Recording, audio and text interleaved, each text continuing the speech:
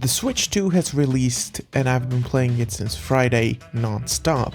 And in this video I want to talk about the games, the console itself, the UI and everything that has changed since Switch 1 and give you my overall first impressions, and maybe in a year we can look back at this video and see what has changed. And since I really want to get back to playing, I'll keep it short. First, the packaging, it's very nicely packaged, very smooth. My little bit of an issue is the display for the Switch. It's very close to the edges of the box, and so if you drop it, I fear that it might actually break the console before you even open it. But I haven't really seen anyone do that, or neither has that happened to me, but it's something I wanted to say. Now, the actual feel of the console is great. They definitely changed the material this time around. It is definitely much more rougher sort of plastic, a bit more of a grip to it, but I say that as a good thing. The first Switch was very much kind of like a toy. It was very smooth and didn't really feel that sturdy, I guess. Which also, if you're talking about sturdiness, the way that you attach the Joy-Cons this time is 100 times better than the previous sort of slide-in system. Now we have magnets and they hold in place beautifully. There is no more wiggle room and it just works. It is very satisfying and honestly I really love it and I think it's a great change. The buttons and the triggers for me are not that much of a noticeable difference, but they do feel a little bit better. Now the thumbsticks actually feel so much nicer and so much more like a regular controller, and I'm not even sure why. I think, again, it's a texture thing. I think it's a different texture on the thumbsticks, and I think they're also bigger. So big props to Nintendo for actually making normal thumbsticks this time. The screen is so beautiful. The 120 Hz is a big difference, and even though it is not an OLED screen, I do still think that it looks phenomenal. The lighting and the colors really pop, and I can't really say that it's a downgrade from the OLED. I feel like it's basically on par, but I don't know, maybe my opinion will change in a year or two. Or maybe in a year or two we will have the Switch 2 OLED. We'll see. Now, the way that it feels in my hands in handheld mode is sadly very similar to the first one, and that is very uncomfortable and quite crampy. Now, I have pretty big hands, and the size difference between the Switch 1 and 2 is pretty noticeable, and it does feel better, but it still isn't ergonomic enough for me to not get cramps after like barely an hour of playing. Now, of course, if you have smaller hands, it's probably fine. I don't think that it feels bad necessarily, but I'm definitely very excited for like a grip or something like that, because on my Switch 1 I had a completely different sort of thing. I forgot what it was called. I'll just show it on screen. But that was great. I really want something like that on the Switch 2, and then the handheld mode will be perfect.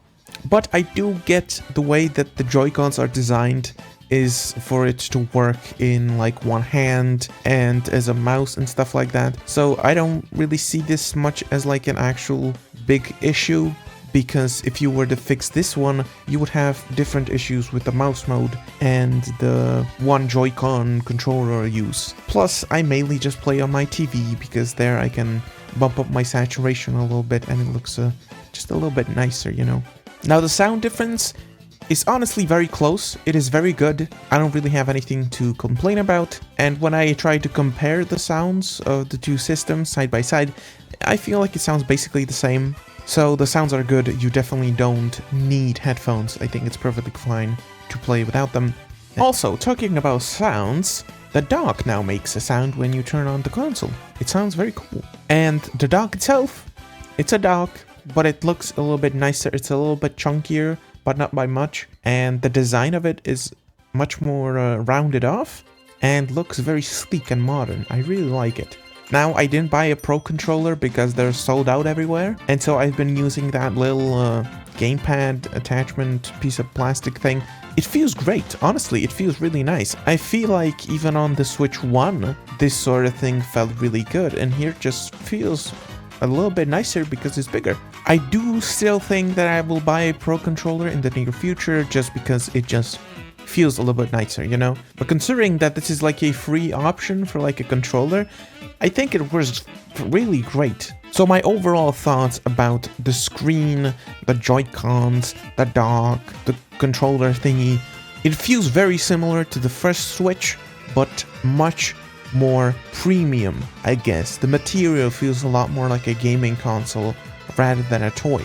And I think that they changed it just enough so it's better, but they didn't change it enough so that it feels drastically different in like a bad way or something like that. I don't really think you can improve this sort of design all that much without just not making it a Switch. Now, once you turn on the console, you get an epic soundtrack, and then the UI is basically the same. The UI is, I think, almost identical to the Switch 1, and again, I feel like that's fine, you don't really need to change it. Now, I do still want themes.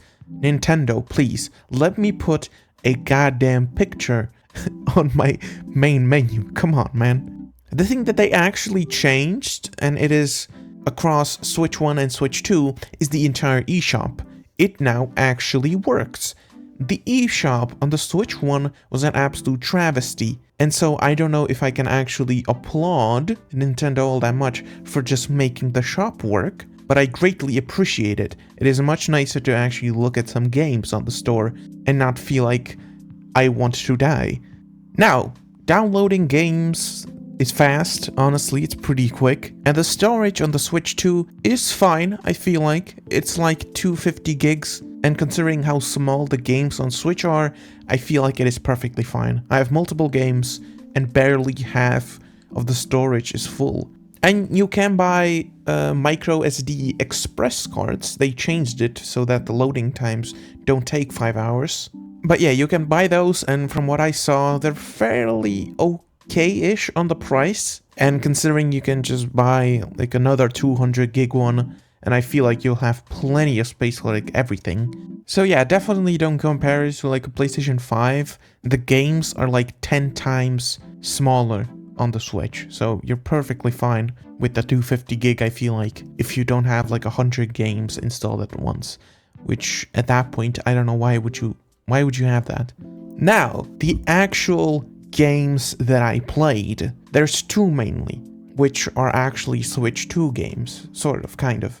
The first one is Mario Kart World, which I got in the bundle. So let me first answer the question, is this game worth $80? Not really. Is it worth $50 that I actually paid for it? 100%. It is a great Mario Kart game, if not the best. It is such a great feeling to drive around the open world, which, you know, it doesn't have a lot of things to actually do, but there's so many things happening around you so that when you just want to like chill a little bit and drive around, I feel like it is perfectly fine to do that. But I feel like where the open world actually shines is in the Grand Prix mode, which I actually finished last night, so I played all the tracks, and it works beautifully. It is such a great way to like expand the tracks, and the whole world has this like Zootopia feel. I feel like, you know, you just like, you're in winter and then you go through a tunnel and boom, you're in the desert. Like, it's sick, it's really cool, and there's a lot of variety, and as I said, a lot of things happening around you. There's like planes and animals and different cars driving around, which there's like even different type of cars. Like some of them give you boost mushrooms, some of them like shoot fireballs, some have ramps. It's actually a great amount of variety for what it is. I do wish you had maybe like little smaller races, maybe something like Forza Horizon.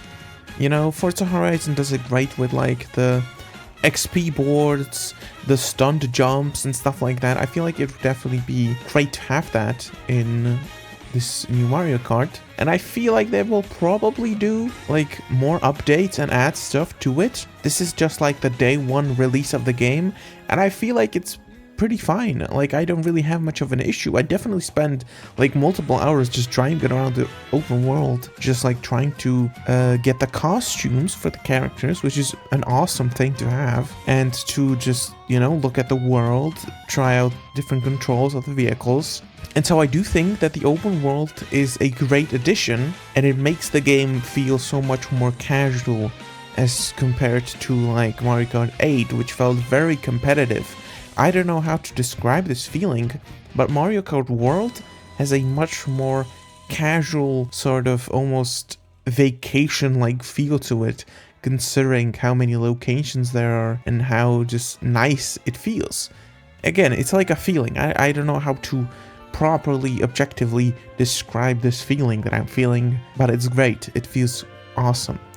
The controls, the little trick jumps, the rail grinding, the water riding and everything like that, it is fantastic. It is so smooth, and there's so many different paths on each track. It is actually insane. It is the greatest example of easy to pick up, hard to master.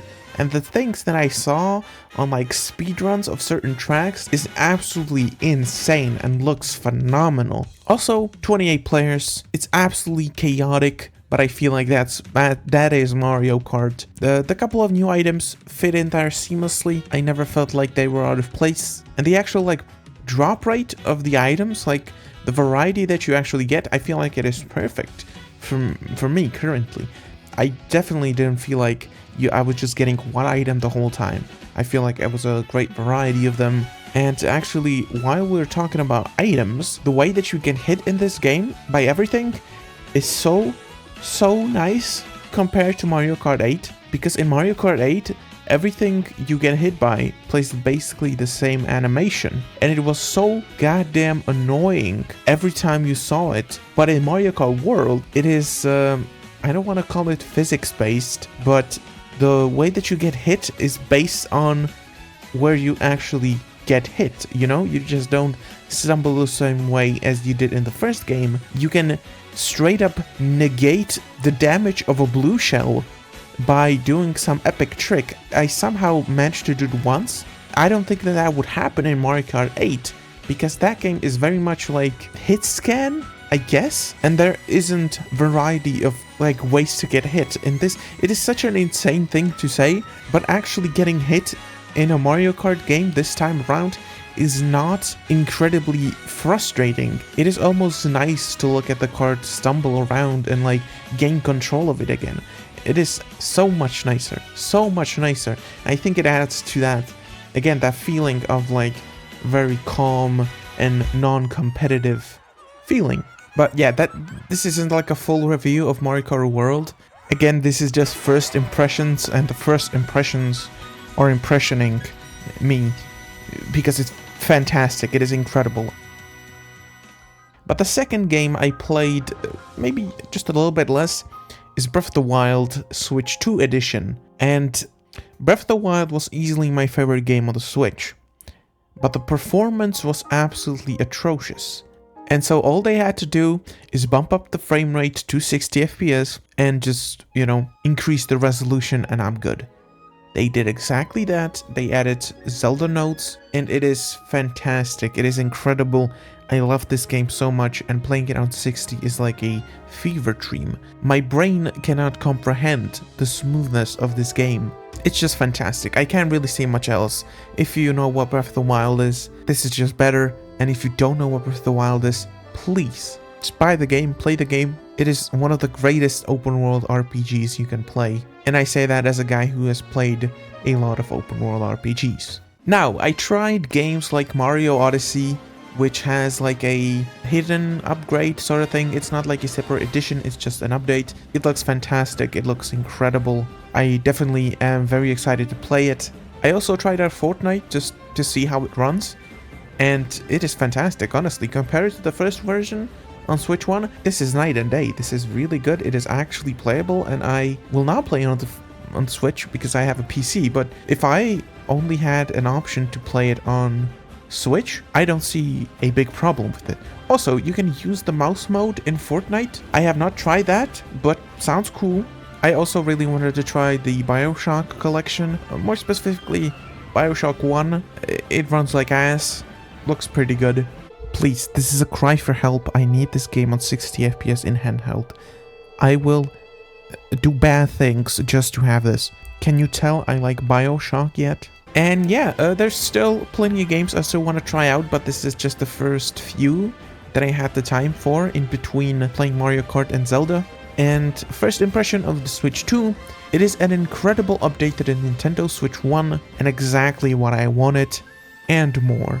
I'm very excited to see what Nintendo will do for their upcoming games, and I will maybe do reviews on this channel. I'm still not sure because I'm not that great at describing games or talking for long periods of time in a cohesive way, but who knows. Also, I would really like Expedition 33 on my Switch 2. Even though I have not finished it on my PC, but I would buy it again.